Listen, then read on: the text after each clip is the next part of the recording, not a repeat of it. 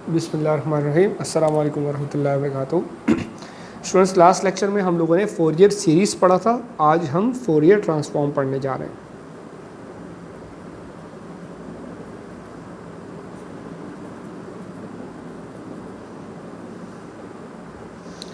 और याद रखिएगा, हम Fourier transform discrete time signals के लिए पढ़ रहे हैं। Fourier transform of discrete time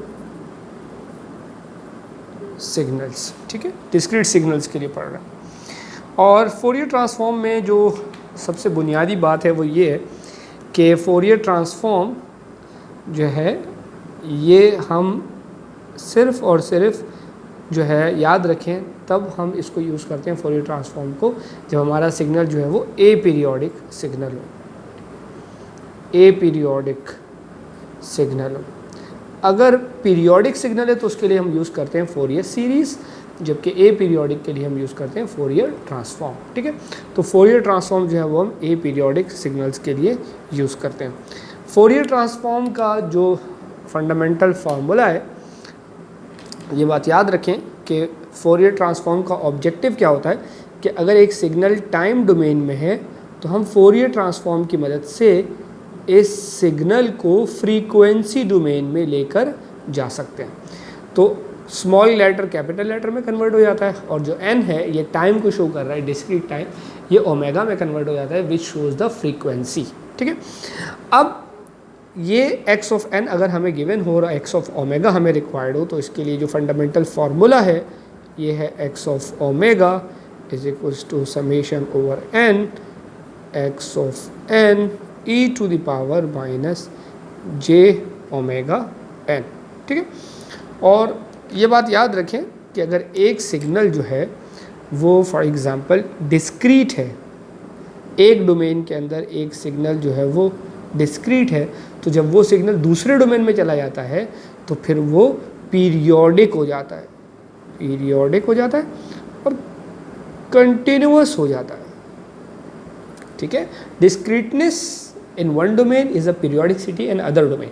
तो टाइम डोमेन में अगर कोई सिग्नल डिस्क्रीट है तो वो फ्रीक्वेंसी डोमेन में जाके कंटिन्यूअस हो जाएगा, और अगर वो कंटिन्यूअस है तो वो फ्रीक्वेंसी डोमेन में जाके डिस्क्रीट हो जाएगा, ठीक है। तो क्योंकि एक सिग्नल जो कि टाइम डोमेन में डिस्क्रीट था वो फ्रीक्वेंसी डोमेन में जाके पीरियोडिक हो गया, तो याद रखें कि पीरियोडिक सिग्नल के लिए कंडीशन क्या होती है कि वो सिग्नल एक ख़ास वक्त के बाद रिपीट हो जाता है। यानी इसका मतलब ये हुआ कि ये जो सिग्नल है अगर ये पीरियोडिक है तो फिर ये सिग्नल एक ख़ास इंटरवल के बाद 2 पाई या 4 पाई या 6 पाई या 8 पाई के बाद ये रिपीट होगा। तो इसके लिए हम यहाँ पे k लगा देते हैं। k की वैल्यू 0 होगी तो ये 0 हो जाएगा, k की वैल्यू 1 होगी तो 2 पाई, 2 होगी तो 4 पाई, 3 होगी तो 6 पाई, ठीक है। तो ओमेगा जो है इस ख़ास वैल्यू के बाद रिपीट हो जाता है, लिहाजा x of omega plus 2 pi k is equals to x of omega. यूँ कह लीजिए कि ये इसका फंडामेंटल टाइम पीरियड है। इतने टाइम पीरियड के बाद वही वैल्यू दोबारा आ जाती है। ये रिलेशन हम कब यूज़ करते हैं? जब हमारा सिग्नल क्या हो, पीरियोडिक हो, ठीक है जी, पीरियोडिक हो। तो याद रखें ये शो कर रहा है पीरियोडिकसिटी को, पीरियोडिक, ठीक। तो हमारा सिग्नल डिस्क्रीट है और हम उसको जब फ्रीक्वेंसी डोमेन में लेके जाएंगे तो वो क्या हो जाएगा, पीरियोडिक हो जाएगा। और उसके लिए हम ये वाला फार्मूला यूज़ करेंगे। ज़ाहिर सी बात है, अगर हम किसी सिग्नल को टाइम डोमेन से फ्रीक्वेंसी डोमेन में ले जाएं और फिर उसको वापस लेकर आना हो तो वापस लाने के लिए हम जो है इन्वर्स फोरियर ट्रांसफॉर्म लेते हैं। ये जो फार्मूला आपको नज़र आ रहा है ये फोरियर ट्रांसफॉर्म का, ठीक है। और अगर हम बात करें इन्वर्स फोरियर ट्रांसफॉर्म तो फिर ऐसी सूरत में जो फार्मूला होगा इसमें x ऑफ n आएगा लेफ्ट पे, this is 1/2 pi integral over 2 pi x of omega e to the power j omega n d omega, ठीक है। ये फार्मूला हम यूज़ करते हैं फॉर इन्वर्स फोरियर ट्रांसफॉर्म। याद रखें फोरियर ट्रांसफॉर्म जो है वो हमेशा कन्वर्ज नहीं करता, इसलिए इसके लिए कुछ कंडीशन है। कंडीशन ऑफ कन्वर्जेंस, दो कंडीशन है, एक कहलाती है स्ट्रॉन्ग और एक कहलाती है वीक। स्ट्रॉन्ग जो कंडीशन है वो क्या है? स्ट्रॉन्ग कंडीशन ये है कि अगर आप को जो सिग्नल गिवन है x ऑफ n जिसका आप फोरियर ट्रांसफॉर्म ले रहे हैं, अगर ये signal x of n absolutely summable है, इनफाइनाइट नहीं है, तो फिर ऐसी सूरत में आप उसका फोरियर ट्रांसफॉर्म ले सकते हैं। ठीक है, यानी mathematically speaking the sum of from n minus infinity to up to infinity of absolute value of x of n, यानी x ऑफ n की जितनी भी वैल्यूज है सबका आप सम कर दें, एब्सोल्यूट सम करें, और ये इन्फिनिटी ना आए, इन्फिनिटी से छोटा आए, तो ऐसी सूरत में हमारा जो फोरियर ट्रांसफॉर्म है वो कन्वर्ज करेगा, यानी that is x of n, इसका मतलब क्या है? x of n is absolutely summable, ठीक है, its Fourier transform will exist. ठीक है, अगर आप x ऑफ n जो भी सिग्नल है उसकी सारी वैल्यूज़ का एब्सोल्यूट सम लें, आप सारी वैल्यूज़ को सम अप करें एब्सोल्युटली और वो फाइनाइट नंबर आ जाए, तो इसका मतलब है हमारा फोरियर ट्रांसफॉर्म जो है वो कन्वर्ज करेगा। ठीक है, जैसे फॉर एग्जांपल अगर मैं आपसे ये कहूँ कि x ऑफ n हमारे पास है फॉर एग्जांपल 1 2 1, ठीक है, और अब हम इसकी तमाम वैल्यूज़ का सम लें, तो अगर हम इनकी तमाम वैल्यूज़ का सम लेते हैं, एब्सोल्यूट सम लेते हैं, तो हमारे पास जो एब्सोल्यूट सम आएगा, सारी सी बात है, तमाम वैल्यूज़ का अगर मैं सम करूँगा, मैं एब्सोल्यूट सम करूँगा तमाम वैल्यूज़ का, तो हमारे पास आएगा 1 + 2 + 1 that is 4 and this is less than infinite. इसका मतलब ये है कि इसका फोरियर ट्रांसफॉर्म एग्जिस्ट करेगा। ठीक है, ये स्ट्रॉन्ग कंडीशन है, हमेशा ये कंडीशन अगर पाई जाती है तो कन्वर्ज करेगा फोरियर ट्रांसफॉर्म।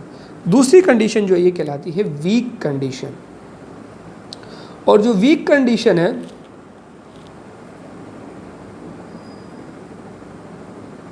वीक कंडीशन जो है हमारे पास, वीक कंडीशन ये है कि अगर आप x ऑफ n लेने के बजाय सम करें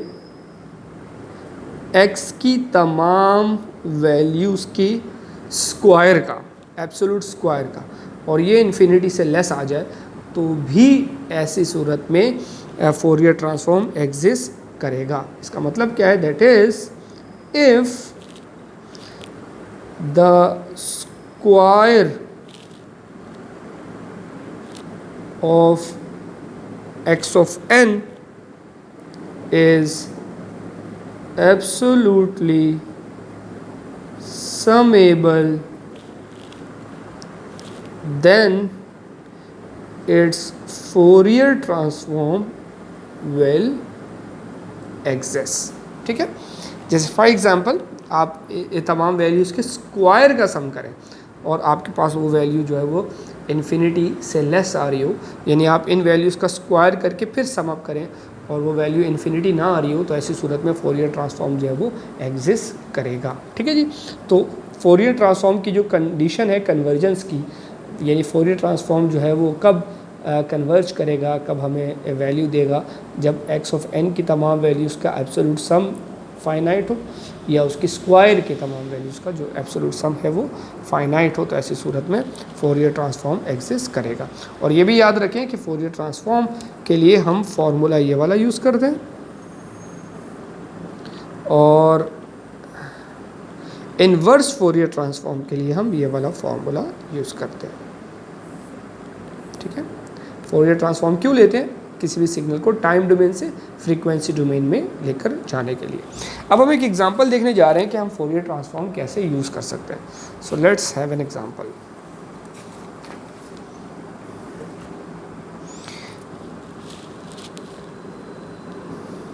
फॉर एग्जांपल हमसे कहा जा रहा है कि हम फाइंड द फोरियर transform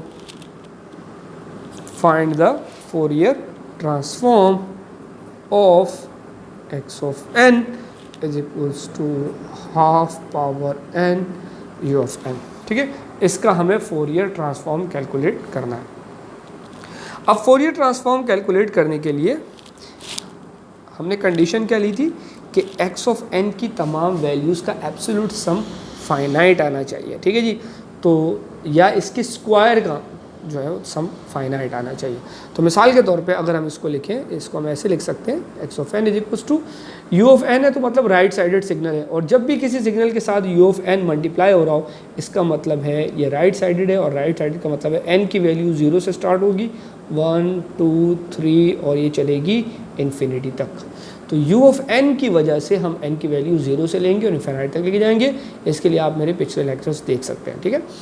लिहाजा यहाँ आएगा हाफ की पावर n की पहली वैल्यू क्या लेंगे 0, ठीक। फिर प्लस हाफ की पावर 1 प्लस हाफ की पावर 2 प्लस हाफ की पावर 3 और ये सिलसिला चलता चला जाएगा। तमाम वैल्यूज़ का हम सम लेंगे, ठीक है जी। तो अगर तमाम वैल्यूज़ का सम लेंगे, हम ये कंडीशन देख रहे हैं एब्सोल्यूट सम लेंगे, राइट। एब्सोल्यूट का मतलब है कोई वैल्यू अगर नेगेटिव भी होगी तो हम उसको पॉजिटिव बना देंगे। तो अगर हम एब्सोल्यूट वैल्यूज़ का सम लें, ठीक है, और यहाँ n की वैल्यू 0 से कहाँ तक जाएगी, इन्फिनिटी तक जाएगी, क्योंकि u ऑफ n लगा हुआ है। u ऑफ n ना होता, सिंपल ये होता तो n की वैल्यू माइनस से इन्फिनिटी से प्लस इन्फिनिटी तक जाती है, ठीक है। तो अब आप देखिए अगर हम इसको सम अप करें तो किसी भी चीज़ की पावर 0 1 हो जाएगा, ये आएगा 1/2, ठीक है, ये आएगा 1/4, ये आएगा 1/8। और अगर हम इसको इस तरह लिखें तो डेसिमल में तो ये 0.4 है, सॉरी 0.5 है, ठीक है। और अगर हम इसको देखें तो ये वैल्यू यानी 1/4 है हमारे पास। तो अगर हम 1/4 फाइंड आउट करते हैं तो ये आएगा हमारे पास 0.25, ठीक है। ये वैल्यू छोटी होती चली जा रही है, जैसे जैसे आगे बढ़ेंगे 0 के करीब पहुंच जाएंगे। तो आप देखिए 1 प्लस 0.5 प्लस 0.25, अगली वैल्यू और छोटी, अगली वैल्यू और छोटी। तो अगर हम 4-6 वैल्यूज़ तक जाएंगे तो तकरीबन 0 के आसपास पहुंच जाएंगे। और इन सब को अगर हम सम करेंगे, क्योंकि वैल्यू 1 से स्टार्ट हो रही है और छोटी होती चली जा रही है, तो इन सब का जो सम आएगा वो फाइनाइट आएगा, वो इनफाइनाइट नहीं आएगा। क्योंकि फाइनाइट आएगा इसलिए फोरियर ट्रांसफॉर्म इसका एग्जिस्ट करेगा, ठीक है जी। अगर इनफाइनाइट आता तो हम कहते हैं इसका फोरियर ट्रांसफॉर्म एग्जिस्ट नहीं करेगा, ठीक है। लिहाजा इसका फोरियर ट्रांसफॉर्म एग्जिस्ट करेगा। अब अगर करेगा तो फिर फोरियर ट्रांसफॉर्म कैलकुलेट कैसे करेंगे, इसके लिए हम लोगों ने फॉर्मूला देखा। फॉर्मूला हमारा क्या था, x of omega is equals to summation over n x of n e to the power minus j omega n, ठीक है। ये हमारे पास फॉर्मूला था। लिहाजा वैल्यूज रखते हैं इसमें, x of omega is equals to summation n starting from 0 up to infinity, ठीक है जी। n 0 से क्यों स्टार्ट हो रहा है, क्योंकि x ऑफ n के साथ मल्टीप्लाई हो रहा है u ऑफ n, इसलिए n 0 से स्टार्ट होगा और इन्फिनिटी तक जाएगा, ठीक है। x ऑफ n की जगह क्या रखेंगे, हाफ की power n। u of n कहाँ गया, तो मैंने बताया u ऑफ n जो है इसकी वैल्यू 1 होती है, यूनिट स्टेप सिग्नल है ये। और u ऑफ n का खाली काम ये कि ये n की लिमिट डिफाइन करता है, ठीक है। तो u ऑफ n की वैल्यू वैसे भी 1 होती है, आप 1 से मल्टीप्लाई करेंगे भी कोई फ़र्क नहीं पड़ेगा। और e की power minus j omega n, ठीक है। अब अगर हम n की वैल्यू सब्स्टिट्यूट करते हैं, यानी इस सीरीज़ को हम एक्सपेंड करते हैं, तो यह आएगा 1/2 की पावर 0, n की वैल्यू 0 रखेंगे, e की power minus j omega 0 plus 1/2 की पावर, अब n की वैल्यू 1 हो जाएगी, e की power minus j omega 1 plus 1/2 की पावर 2 और e की पावर j ओमेगा 2, और ये सिलसिला ऐसे चलता चला जाएगा, ठीक है। किसी भी चीज़ की पावर 0 हो तो 1 हो जाता है, ये 1 हो जाएगा क्योंकि e की पावर 0 1 हो जाएगा, ठीक है। प्लस हमारे पास ये आ जाएगा 1/2 e की power minus j omega plus ये आएगा 1/2, इसको इनफैक्ट मैं यूँ लिख सकता हूँ, ये भी स्क्वायर है और ये भी 2 है, तो उसको हम ऐसे लिख सकते हैं 1/2 e की पावर माइनस j ओमेगा और इसका होल स्क्वायर। अगली टर्म जो होगी वो होगी 1/2 e की power minus j omega cube, और ये सिलसिला चलता चला जाएगा। आप अगर गौर कर सकें तो यहाँ हमारे पास अगर हम इसको इससे डिवाइड करेंगे तो हमारे पास जो रेशो आएगा इस पूरी वैल्यू को 1 से डिवाइड करेंगे तो रेशियो आएगा हाफ e की पावर j ओमेगा। अगर हम इसको इससे डिवाइड करेंगे तो तब भी हमारे पास, इसको इससे डिवाइड करेंगे तो ये पावर 2 है, ये पावर 1 है, ठीक है, तो 1 जो है वो 1 से कट जाएगा और ये वैल्यू हमारे पास आ जाएगी। अगर हम अगली वैल्यू को इससे डिवाइड करेंगे, ठीक है, तो 3 से 2 निकल जाएंगे, 1 बच जाएगा, यही वैल्यू आ जाएगी। इसका मतलब है कि हर अगली टर्म को पिछली टर्म से डिवाइड करते जाएं तो आपके पास सेम रेशो आ रहा है, और जब कॉमन रेशो सेम हो तो ऐसी सीरीज़ को फिर हम कहते हैं, ये कौन सी सीरीज़ है, ये है ज्योमेट्रिक सीरीज़। ये फिर कौन सी सीरीज़ है, ज्योमेट्रिक सीरीज़ है। और ज्योमेट्रिक सीरीज़ जो होती है उसका सम हम पीछे भी पढ़ चुके हैं, ये होता है 1/1 माइनस आर, अगर आर की वैल्यू, आर का जो मॉड है वो लेस देन 1 है, ठीक है, तो फिर हम ये सम इसका यूज़ कर सकते हैं। लिहाजा जो सम होगा इन सब का, देखिए लेफ्ट पे हमारे था x ऑफ ओमेगा, राइट पे इन सब का सम है, और ये सम होगा 1/1 माइनस आर। आर की वैल्यू क्या है, this is half e to the power j omega, right. और याद रखें कि हमारे पास जो r का मॉड है, यानी कि हाफ e की पावर माइनस j ओमेगा का मॉड है, this should be less than 1, ठीक है। तो इसका मतलब है कि r मॉड हमारे पास जो है इसकी पावर हाफ है, और r मॉड जो है हमारे पास वो हाफ e की पावर माइनस j ओमेगा है। इसका जो एब्सोल्यूट, इसकी जो वैल्यू है वो 1 से छोटी होनी चाहिए, ठीक है। इसका अगर आप एब्सोल्यूट लेंगे डेफिनेटली तो हमारे पास इसका जो एब्सोल्यूट हमारे पास आता है वो वैल्यू जो है वो जाहिर सी बात है 1 से छोटी होनी चाहिए, तभी हमारे पास ये सोल्यूशन एग्जिस्ट करेगा। लिहाजा हमने x ऑफ ओमेगा कैलकुलेट कर लिया, ये हमारे पास फ्रीक्वेंसी डोमेन सिग्नल आ गया, ये हमारे पास फ्रीक्वेंसी डोमेन सिग्नल आ गया। आई होप ये समझ में आ गया होगा। अब कोई भी सिग्नल अगर आपको दिया जाए तो पहले तो आप ये देखेंगे कि क्या वो एब्सोल्युटली समेबल है उसकी वैल्यूज़, अगर हैं तो फिर आप उसका फोरियर ट्रांसफॉर्म का फार्मूला लगाएंगे और फिर आप उसको आगे सॉल्व करते हुए आप फोरियर ट्रांसफॉर्म उसका कैलकुलेट कर लेंगे।